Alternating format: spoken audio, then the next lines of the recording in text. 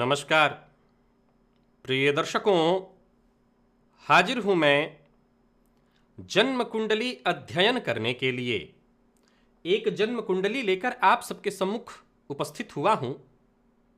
ये जन्म कुंडली एक युवक की है।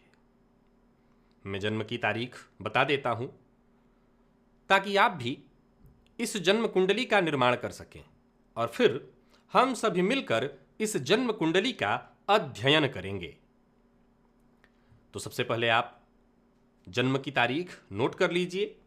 जन्म की तारीख है 18 नवंबर 1992 और जन्म का समय है दोपहर 2:38। माटुंगा, महाराष्ट्र। इनके कुल 6 प्रश्न हैं। इनके प्रश्नों को हम लेंगे, साथ ही साथ इनकी जन्म कुंडली में बहुत कुछ विचारने योग्य है, उसका हम विचार करेंगे, क्योंकि जन्म कुंडली अध्ययन करने से बहुत कुछ सीखने को मिल जाता है। तो मैं इनके जन्म काल के पंचांग के बारे में आप बता देता हूं। आप जन्म की तारीख नोट कर चुके हैं, जन्म स्थान नोट कर चुके हैं, जन्म कुंडली निर्माण करिए। इन्होंने बुधवार के दिन जन्म लिया, मार्गशीर्ष मास में कृष्ण पक्ष की नवमी तिथि को।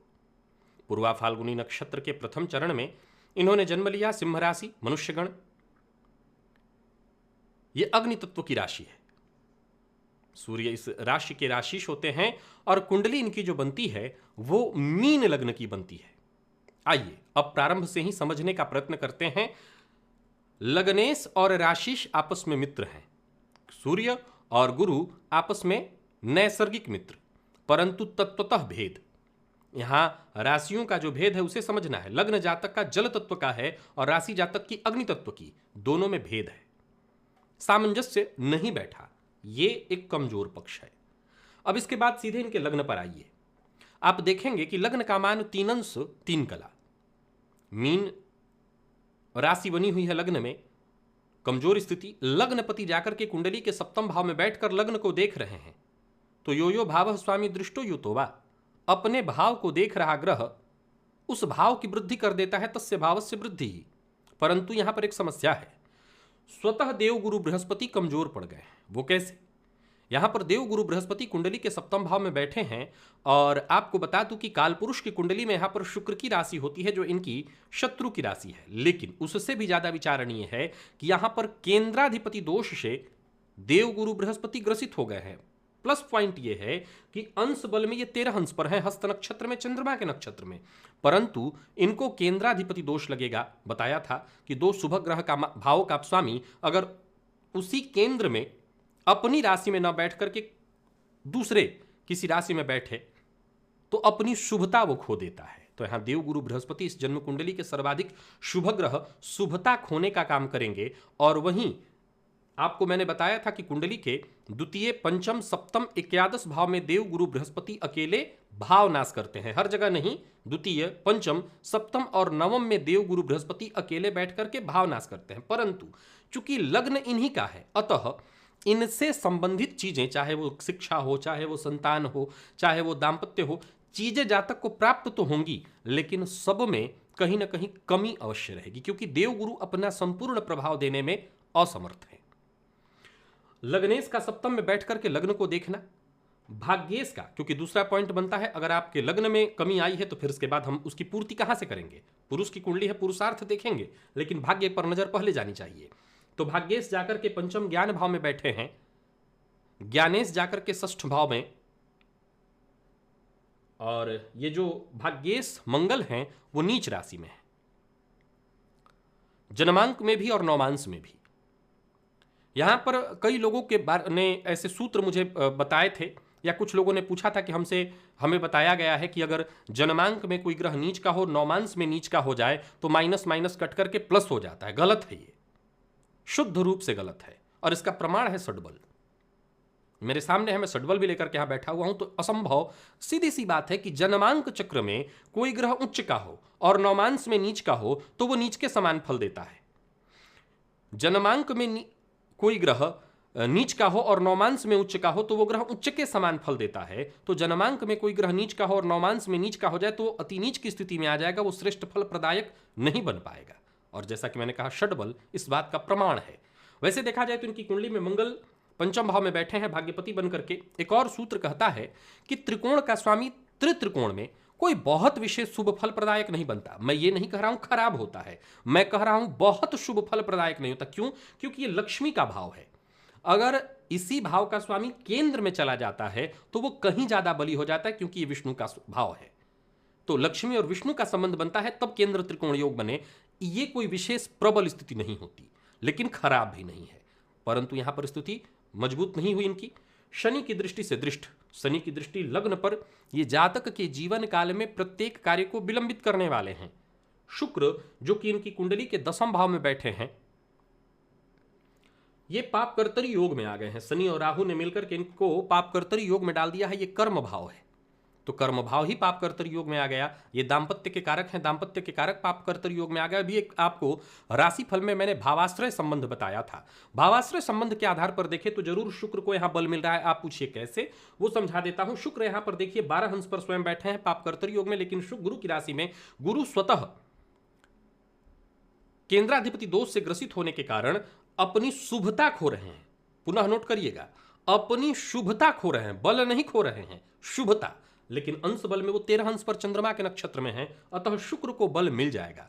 षडबल में इनकी कुंडली को जाकर के आप देखेंगे तो सर्वाधिक बली शनिदेव हो जा रहे हैं। अब शनिदेव का यहां बली होना कारण है, वो गुरु की दृष्टि से दृष्टि उनको दीर्घबल मिल जा रहा है। उनकी दृष्टि लग्न पर पड़ जाना जातक के जीवन काल में प्रत्येक कार्य को विलंबित करने वाला होगा।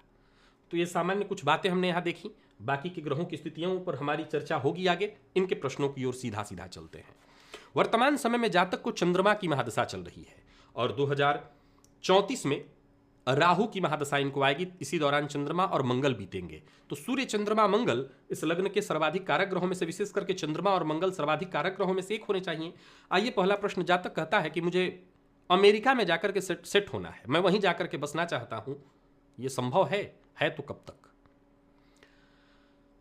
क्या कहता है इनकी कुंडली में स्वदेश भाव? स्वदेश पति जाकर के कुंडली के भाग्य भाव में, विदेश पति जाकर के कुंडली के लाभ भाव में, और परमानेंट विदेश पति जाकर के कुंडली के 10वें भाव में बैठे हैं। निसंदेह परमानेंट विदेश पति जाकर के कर्म भाव में बैठे हैं तो जाना अच्छा है। आप यहां रहिए या वहां, इस बात का ध्यान आपको हमेशा रखना है कि कार्य क्षेत्र में जो परेशानी, कैसी परेशानी, निरंतर बाधा उत्पन्न होना, अव्यवस्था या अस्थिरता, ये बनी रहेगी। आप भारत में रहते हैं तो, विदेश में जाते हैं तो। अब आपका प्रश्न है आप जा सकते हैं कि नहीं। वर्तमान में आपको चंद्रमा की महादशा चल रही है जो कि पंचम पति होकर के षष्ठ भाव में बैठकर के द्वादश को देख रहे हैं, और शनि का अंतर आ रहा है 2021 के अगस्त में।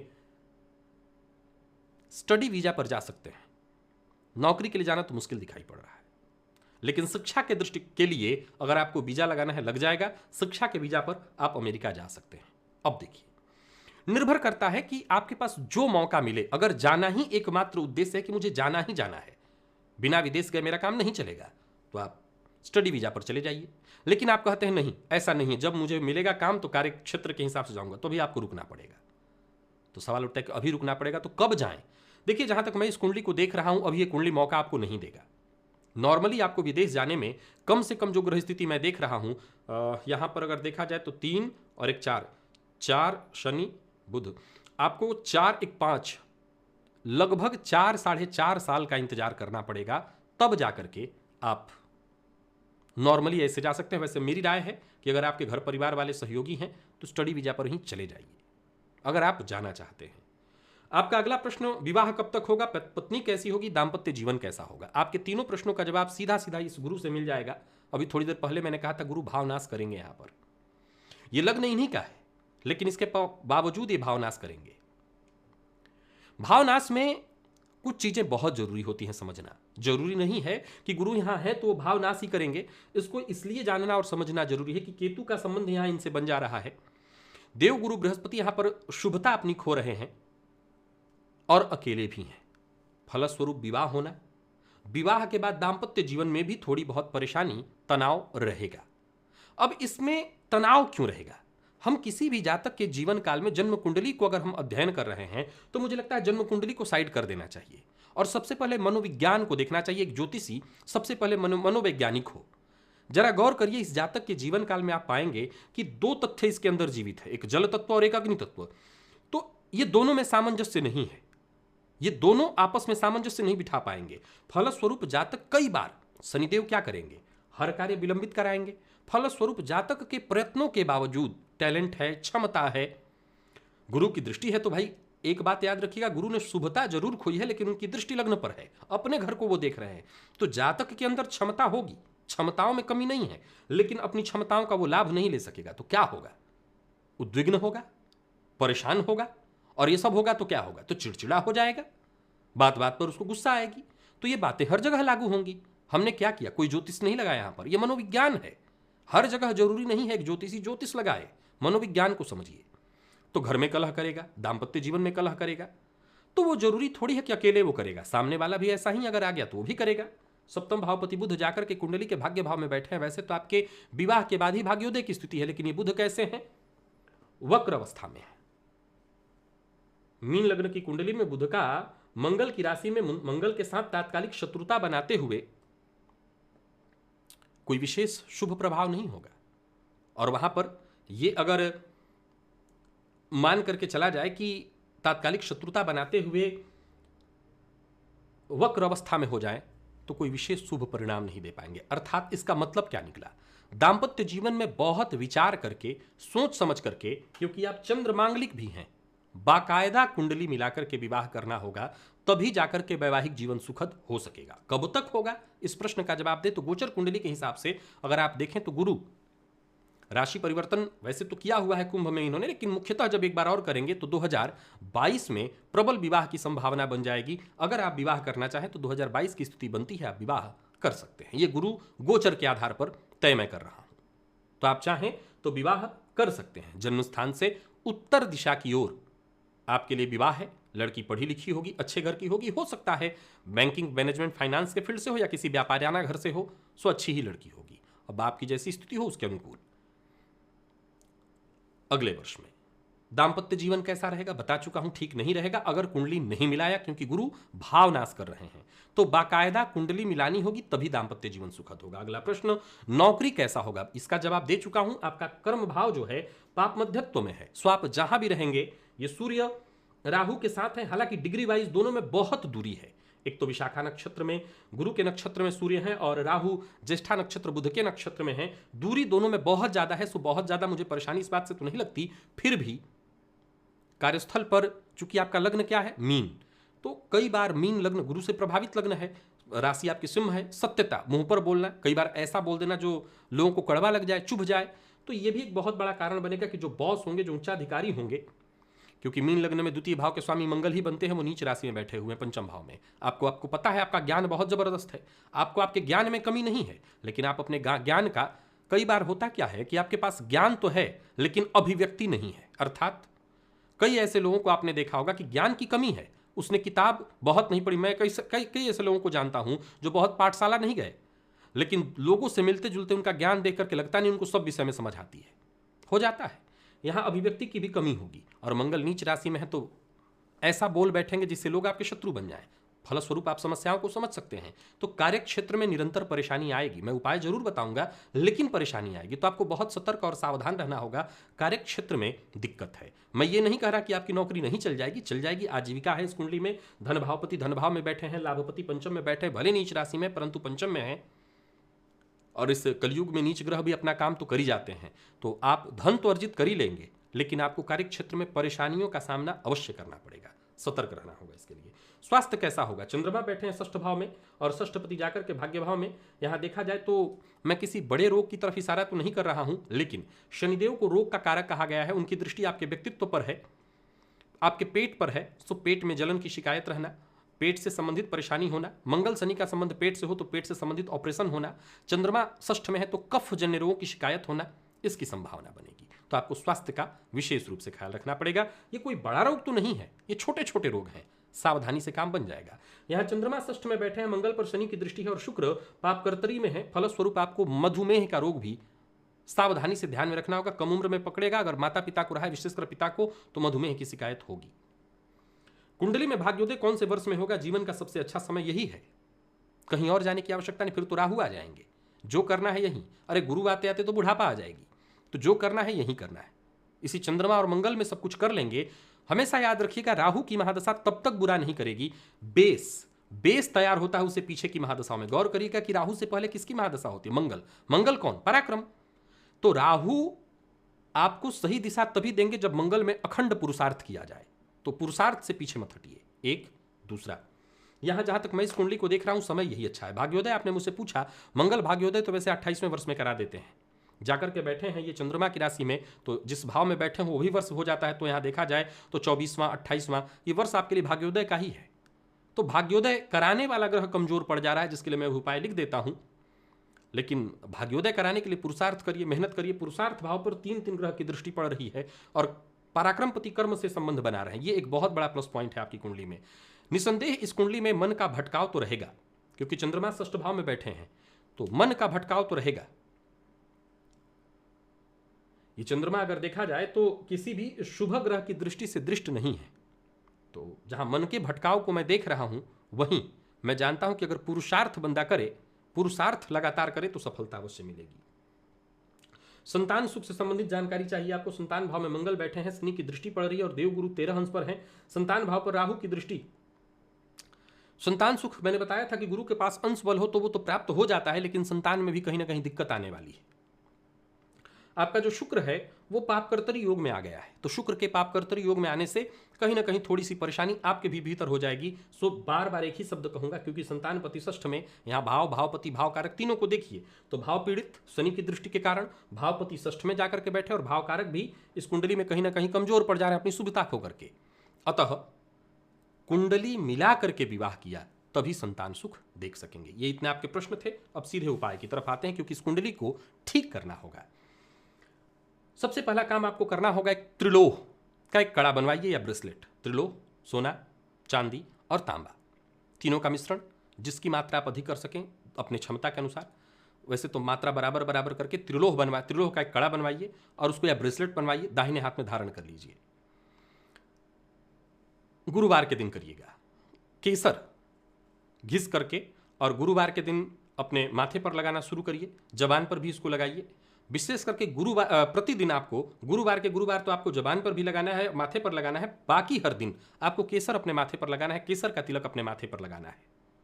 और मंगल का, गुरु का, सूर्य का, क्योंकि सूर्य भी आपकी कुंडली में किस स्थिति में है? मृत अवस्था में। चंद्रमा षष्ठ में पापग्रह बन गए हैं, सूर्य मृत अवस्था में। कुंडली के 65% समस्याओं के पीछे मैं इन्हीं 2 ग्रहों का हाथ बताता हूं। तो आपको अपने से अपने जीवन काल में बाकी के उपाय आप जो भी कराते रहिए, लेकिन मंगल, चंद्रमा और सूर्य, साथ ही साथ गुरु।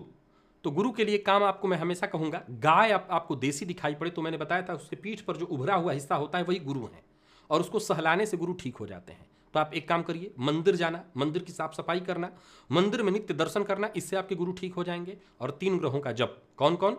मंगल का, चंद्रमा का और सूर्य का। आपको जप स्वयं से कर लेना होगा, अगर कर सकते हैं, नहीं पंडित जी से करा लीजिएगा।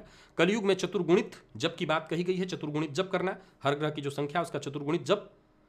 वैसे आपको अगर करना है तो रोज एक नियम तय कर लीजिए कि 3-3 माला सूर्य का, चंद्रमा का और मंगल का 3-3 माला में मंत्र जपूंगा। बीज मंत्र जप लीजिए, पौराणिक जप लीजिए, वैदिक जप लीजिए, जो आपको आता हो आप जप लीजिए। मंत्र मेरे यहाँ ऑफिस में फोन करके पूछ लीजिएगा, आपको बता देंगे। तो आप मंत्र जप करिए, इससे इन ग्रहों को बल मिल जाएगा। गुरु को बल देने के लिए मैंने उपाय बता दिया आपको, इससे लग्न आपका बली हो जाएगा। जितना हो सके अपने गुरु को बलवान करिए, सूर्य को अर्घ्य दीजिए, इससे आपके सूर्य बली होंगे, आत्मविश्वास आपके अंदर आएगा। और इस कुंडली में मैं रत्न धारण तो वैसे कोई नहीं आपको कराना चाहता, आपको जो मैंने त्रिलोह का ब्रेसलेट या कड़ा कहा है यही आप धारण कर लीजिए, इसी से आपको फायदा मिल जाएगा। अब इस कुंडली के हिसाब से इस कुंडली को ठीक करने के लिए एक और काम आपको करना होगा। देखिए, कुंडली में कुछ अच्छाइयां भी, उसको समझिए। गुरु और शुक्र आपस में एक दूसरे से केंद्र में है, ये दोनों शुभ ग्रह हैं और दोनों के दोनों केंद्र में हैं। भले गुरु यहां पर अपना रिजल्ट नहीं कर पा रहे हैं, भले शुक्र इस लग्न में कारक नहीं है, पाप मध्यत्व में है, लेकिन केंद्र में है। और केंद्र में होने के चलते शुक्र को ही ले लीजिए, तो शुभ ग्रह है और केंद्र में है, तो अपना रिजल्ट करना चाहिए इनको। हालांकि ये भी अब देखा जाए तो बड़ा विचारणीय तथ्य कि ये दोनों के दोनों ग्रह कहते हैं कि जिस भाव में वो दिग्बली होते हैं, अगर ठीक उसके विपरीत आ जाएं तो दिग्बल से सर्वथा विहीन हो जाते हैं। तो यहां ये दिग्बली होते हैं, यहां ये दिग्बली होते हैं, और दोनों दिग्बल से विहीन हो गए हैं। परंतु काल पुरुष की कुंडली में शुक्र यहां मकर राशि में होता है, यहां पर मकर राशि होती है तो उनके मित्र की ही राशि है। आप साधु, सन्यासी इत्यादि आपको कहीं भी दिखाई पड़े, उनकी खूब सेवा करिए, उनकी मदद करिए। इससे आपको ब्राह्मण की, गौ की सेवा करने से आपके ये जो दोनों ग्रह हैं ठीक हो जाएंगे और इनका रिजल्ट आपको मिलने लगेगा। खाना पीना जो भी हो, उसमें आपको अपने गुरु को बल देने वाली चीज़ों को विशेष रूप से लेना चाहिए, जैसे पीले वस्त्र को धारण करना, पीला रुमाल अपने पास रखना। तो इस बड़ा सरल सा उपाय है ये। केसर का तिलक रोज मैंने कह दिया है करने के लिए। तो ये उपाय कठिन नहीं है, इन चीज़ों को आप अभी से शुरू करिए। विवाह कुंडली मिलाकर के करिए, इन चीज़ों को बस आप कर लीजिए। अब एक और काम, इस जीवन काल में अगर चाहते हैं कि धन की स्थिति अच्छी रहे और आपके पास धनागमन हो, तो कुछ नहीं करना, घर में ही अपने अपने जहां पूजन स्थल हो वहां पर एक श्रीयंत्र स्थापित करिए। श्रीयंत्र बहुत आसानी से आपको मार्केट में मिल जाएगा। पंडित जी से पूजा करा लीजिएगा और पूजा करा करके अपने घर में अभी स्थापित कर दीजिए। और स्थापित करके नित्य श्री सूक्त का 3 पाठ पहले पूजन करिए, जो भी पंचोपचार गंध अक्षत पुष्प धूप दीप चढ़ा दीजिए और इसके बाद श्री सूक्त का 3 पाठ करिए। तो लाभ की स्थिति बनी रहेगी। नौकरी में अगर डिस्टर्बेंस भी आए, लाभ का मतलब क्या है, लाभ कहाँ से आएगा, जब आप काम करेंगे और नौकरी में डिस्टर्ब दिखाई पड़ रहा है तो लाभ की स्थिति को वो बनाए रखेगा। तो फिर कहीं ना कहीं इसका मतलब एक काम जाए तो दूसरा काम आपको आता रहेगा। ये जितने उपाय मैंने आपको बताए हैं, इन उपायों का आप सहारा लीजिए और फिर अपनी जिंदगी को आगे बढ़ाने का प्रयत्न करिए। भगवान ने चाहा तो स्थिति नॉर्मल हो जाएगी। अगले वर्ष विवाह की संभावना है, सो अभी से ही प्रत्येक गुरुवार को एक चुटकी हल्दी जल में डालकर के स्नान करना शुरू कर दीजिए। और आज के राशिफल में जो प्रयोग मैंने बताया था, अशोक का पत्ता जल में डालकर, सादे जल में, कुछ नहीं करना, न खौलाना है न बस ऐसे जल में डाल करके 41 दिनों तक नहाइए। इस कुंडली में जो ग्रहों की स्थिति दुष्प्रभावी स्थिति, चाहे वो शनि की दृष्टि लग्न पर हो, वो भी आपकी ठीक हो जाएगी। तो इन सभी प्रयोगों करके आप अपनी जिंदगी को सामान्य तो बना ही लेंगे। बाकी पुरुषार्थ से पीछे मत हटिएगा, जरूर आप अच्छा करेंगे। प्रिय दर्शकों, ये थी इस युवक की जन्म कुंडली। आप भी अगर इस कुंडली के संदर्भ में कुछ कहना चाहते हैं, कुछ अच्छा कहना चाहते हैं जो मुझसे अच्छा छूट गया हो, तो आप अवश्य कहिए। कमेंट में आपका स्वागत है। आज के लिए बस इतना ही, इजाजत दीजिए, पुनः मुलाकात होगी। तब तक के लिए नमस्कार।